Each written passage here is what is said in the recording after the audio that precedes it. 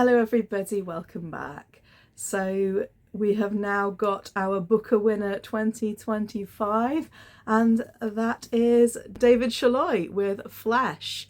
And I can't say I'm entirely surprised that this one has won the Booker, although you may have watched my little short and it was not my prediction, although my predictions are never usually correct. But at least it wasn't anything completely left field this time. Now, I was intending to do full review videos for all the books I read on the long and short list, and unfortunately, despite best made plans, that didn't exactly come to fruition. But I feel like I should say a little bit about Flesh, because this is a really good book, and that's the thing though, it's a really good book, but I find it really difficult to be excited about it, if that makes sense. There were 6 books on the shortlist and I'd read 3.5 of them and a few chapters of Sonia and Sunny, but I hadn't really read enough of that to be able to give a proper opinion. These are all good books that I've read. I'm halfway through The Rest of Our Lives. That one I am less enamoured with, and every time I read it I'm thinking, why isn't Endling on the list instead? I don't know, maybe it'll get better. But Flesh is one that was a pretty consistent book all the way through. When I first started reading it, the first thing that struck me was how pared back and spare the prose is.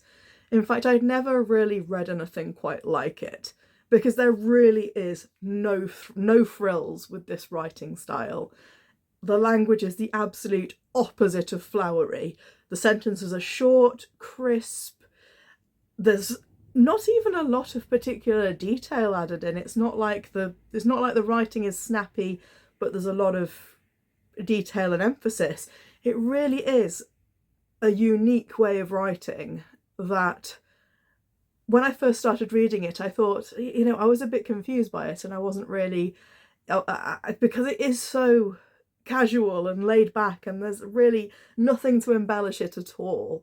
Imagine the very, very opposite of Charles Dickens. This is like the anti-Dickens, as it were. As many reviewers have pointed out, a lot of it is dialogue. Are you okay? Yes. Would you like a cup of tea? Okay.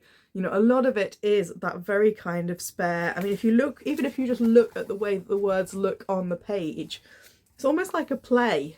Once I got into this book, I did realise that even though it's so stripped back, the way that it's written is quite evocative of the story, and it suited it quite well.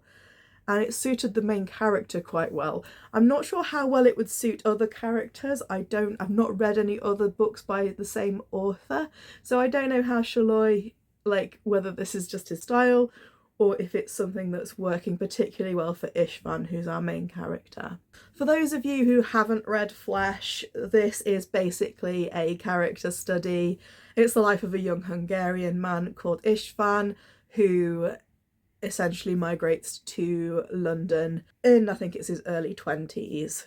This isn't going to spoil the story for any of you because it's very much kind of how the book opens. He essentially gets groomed and taken advantage of by one of his neighbours. It's an inappropriate relationship with an older woman, and it is described in graphic detail, so just be warned, it's a very uncomfortable and unpleasant opening. And throughout the book since then, we go, there's tragedy, there's mishaps, and people often describe this as Istvan, it's like life happens to him rather than him actively participating in it. And I would agree with that to some extent, because Istvan certainly is a very nonchalant character. He doesn't seem to, I don't know if his lack of drive and ambition and want in the book, because he does want things and he does express preferences and he does express desires, but we are always kept at a distance as a reader, which is very interesting, and partly it's the way that it's written, but partly it's also a study of Istvan's character. So we're always kept at that remove from him. And throughout his life, whoever he's he has difficulty kind of communicating his emotions, or anything indeed. Like, all of the dialogue is as stripped back as the prose. But regardless of that, people are still drawn to him, and he ends up, lots of things happen throughout his life. Although I said that the prose is completely the opposite of Charles Dickens, the storyline, in a way, and I'm not saying which books, but it felt like he had an almost Dickensian character arc in a lot of ways, and if you read the book you'll understand what I mean by that. So overall, when I finished Flesh, I was left feeling very deflated and empty. And I think that's how I'm supposed to feel when I finish that last line, when I put the book down. I don't remember who, but someone in a comment section or in their own review, I can't remember, was saying that there's a lot that this book says in what it doesn't say. And I would agree with that as well. And I think it's just a very singular way of telling the story of a life. I think, people have touched upon themes of toxic masculinity. I don't think it's, for me personally, I'm not sure that it's about, certainly there's a lot about expectation, and Istvan himself is almost quite embarrassed by emotion, embarrassed by certain things, and that does feel very much like masculine expectation.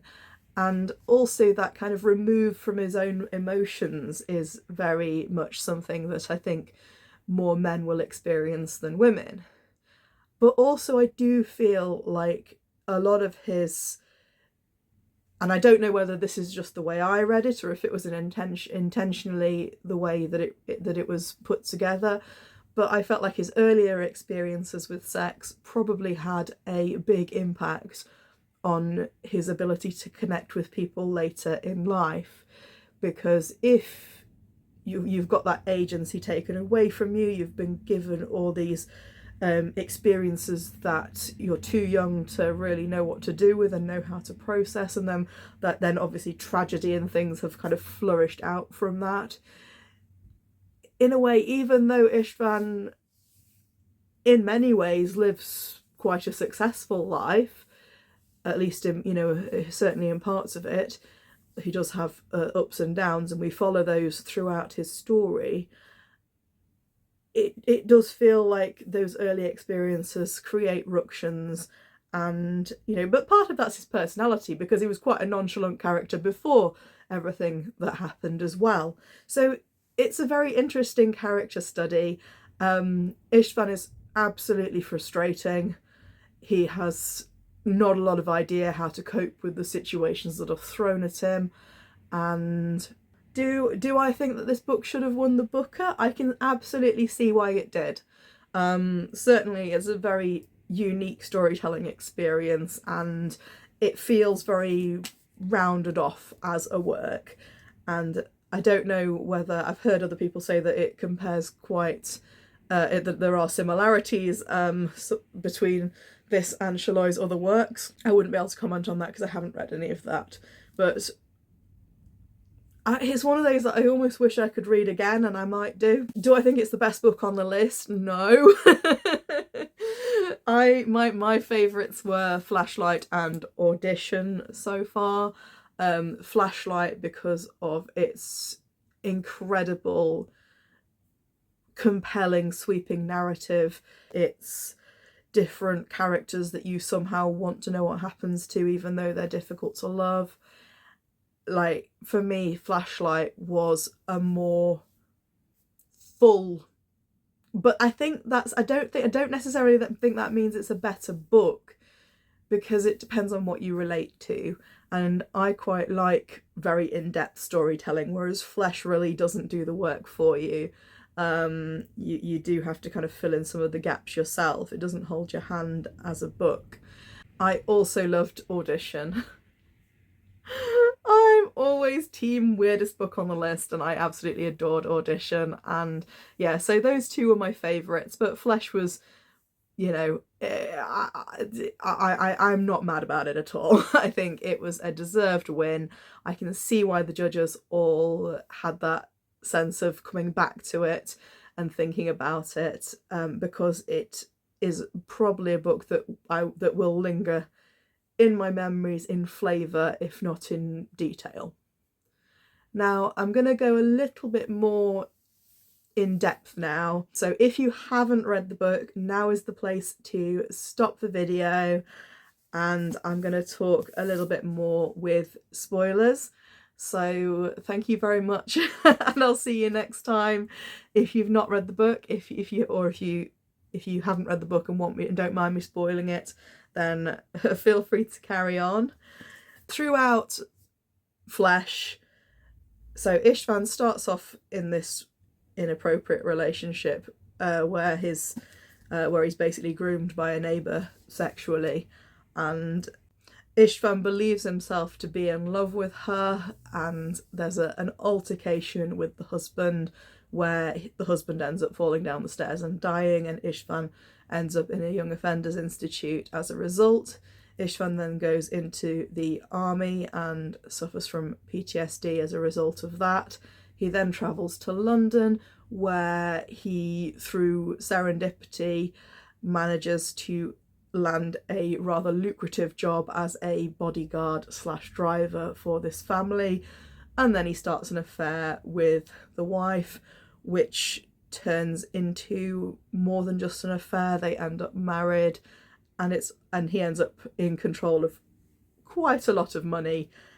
A lot of the story towards the end is about the dynamics with his stepson, who he doesn't have a great relationship with, and whom he is basically doing some shady stuff with his trust fund. Tragedy hits, and he loses his wife and son, and ends up back in Hungary, ultimately alone. And Istvan doesn't give us much to love him for. He's not particularly kind, he's not particularly ambitious, he's not particularly captivating as a character. It's more that quite a lot of stuff happens to him. There's a sense of frustration throughout the whole novel. The word okay apparently appears, hundreds of times within the text. It's very much kind of, yeah, okay, sure, okay. And it's difficult because, as a character to whom not much seems to matter, and that's not entirely true either, because a lot of stuff matters to Istvan. It's just he doesn't wear his heart on his sleeve. It's very much buried deep. It comes out in other emotions like anger, which I suppose is where it comes back to themes of masculinity and how we deal with our emotions and how we process those things. You're not always rooting for him, throughout the chapters where he's basically taking loans from his stepson's funds. You're not on his side. He is behaving really, really badly, and he doesn't really give any thought at all to the people he hurts or anything like that. So with Istvan, he's not a saint, but he neither comes across as being a particularly good guy or a particularly evil guy. He just is who he is. And there was a section where his stepson finds out about what his mum and Istvan have been doing to his money, and you're rooting for the kid because the sense of injustice is, this is his money, and that's what, at least I was rooting for the kid. And there's an interesting moment where, and like I say, there is a lot of this that is serendipitous, that with a level of serendipity that you have to suspend belief for. But there's a moment when Istvan follows his stepson home and sees him overdosing, and it would solve all his problems if the kid, it would solve all his problems if this young man were to die. And he basically, he knows he's got to call an ambulance, but he sits and has a cigarette first, and you can see the kind of thought process, the kind of proximity to evil, that kind of casual self-interest. In the end, it's overridden and he does something about it, but you know, he's very close to evil in that moment. And I think, you know, this is a story that in a lot of ways he doesn't tell you necessarily what to think. And the reason why I say it's almost like Dickensian is because you do have a rags to riches to rags sort of story. And I mean that not just from a monetary point of view, but from an emotional point of view. So Istvan starts off very kind of emotionally unattached and very casual. By halfway through, he has a son, he has a wife, and he has people who matter to him.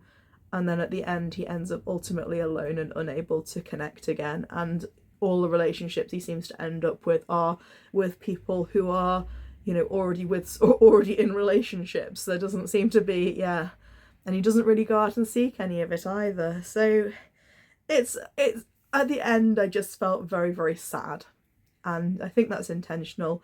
And that kind of bereft feeling of being lost. The last sentence of the book, I'll read you the last paragraph. So when it's over, he sits on a bench. The dry petals of chestnut flowers fall onto the path. They move on the asphalt with a papery sound, and when the wind stops, they lie still. He watches them for a while. Then he stands up and walks back to the flat. After that, he lives alone. And it's just that kind of curt, even though you've got an evocative image of chestnut flowers falling, you know, you do have that kind of atmosphere being built. The way that it's described is very, what's the word? Clipped. So, you know, you really don't have any extra embellishments there at all. It's very much kind of, these are the important things. Everything else we've taken out. That's where I am on Flesh. Congratulations to David Szalay for winning the book prize. I gave Flesh 4 stars. It doesn't quite reach the emotional investment that I would need to bump it up to a 5-star novel, but it was certainly a really brilliant and original way of telling a story. So congratulations, and I'm really sad that award season is over because I very much enjoyed it. So yeah, Booker International next year. And yeah, in the meantime, let's read something a bit more cheerful. Catch you later.